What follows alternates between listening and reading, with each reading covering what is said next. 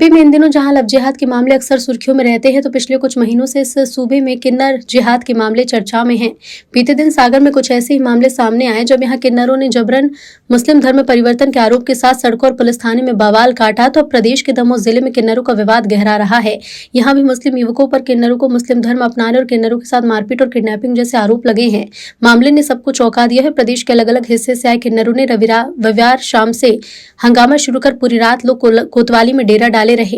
विवाद शनिवार रात को सामने आया जब दमोह की वो किन्नर खुशी ने कुछ लोगों के साथ थाने आकर रिपोर्ट दर्ज कराई कि दमोह में किन्नरों की मुखिया गुड़िया नायक ने मारपीट की। शिकायत पर पुलिस ने मुकदमा दर्ज किया, लेकिन रविवार को आरोपी पक्ष के किन्नरों के साथ बड़ी संख्या में किन्नर जमा हो गए और दमोह की मुखिया के खिलाफ मुकदमे को गलत करार दिया। ये किन्नर कोतवाली थाने पहुंचे, लेकिन शिकायत यहां दर्ज नहीं हुई। तो शाम होते होते किन्नरों का गुस्सा बढ़ा और बड़ी संख्या में किन्नर दमोह के एसपी बंगले के पास जा पहुंचे।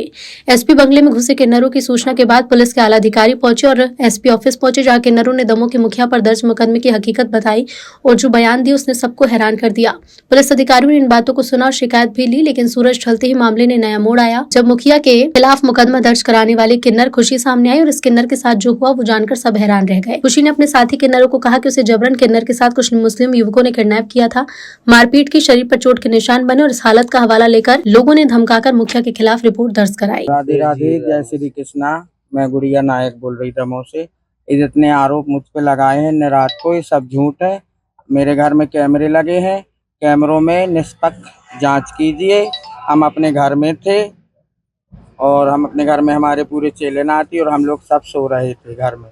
क्या आरोप आप पर लगाए गए? हम पे आरोप लगाए गए हैं कि हमने खुशी को मारा है, कूटा है और उसके साथ तो हमारा बच्चा है, उसको बचाओ रखो। खुशी हमारे इधर रहती है, बस्ती घूमती हमारे इधर और शाम को हमारे घर से गई, मेरा चेला है और ये जबरदस्ती उसके कमरे में रूम लेके रहती है। तो वहाँ ये लोग गए, इनने उसके साथ बहुत मारा कूटी भी की और उसको लेकर थाने आए लोग। तो मेरे ऊपर और मेरे चेलों के ऊपर झूठी FIR लगवाई इनने। तो हमारा पुलिस प्रशासन से हाथ जोड़ के निवेदन है कि निष्पक्ष जांच कीजिए।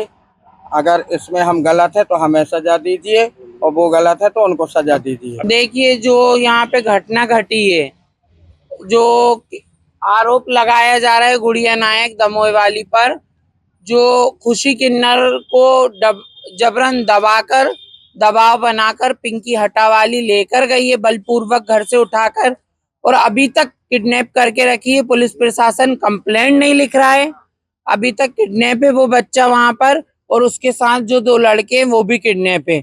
उन लोगों ने मारा पीटा है, डराया धमकाकर उससे ये रिपोर्ट लिखवाई गई है। जबकि पिंकी, ये क्या बोलते, गुड़िया नायक अपने घर में कैमरों की मौजूदगी में सो रही थी।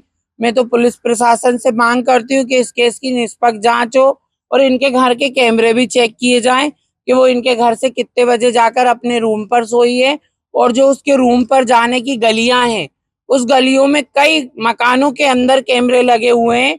तो मैं मीडिया के माध्यम से, मेरे मीडिया भाई लोग, आप लोगों के चैनल के माध्यम से यह जनता को बताना चाहती हूँ कि उस गली में जो कैमरे लगे हैं, उस कैमरों की भी जांच की जाए और इस केस की निष्पक्ष जांच की जाए।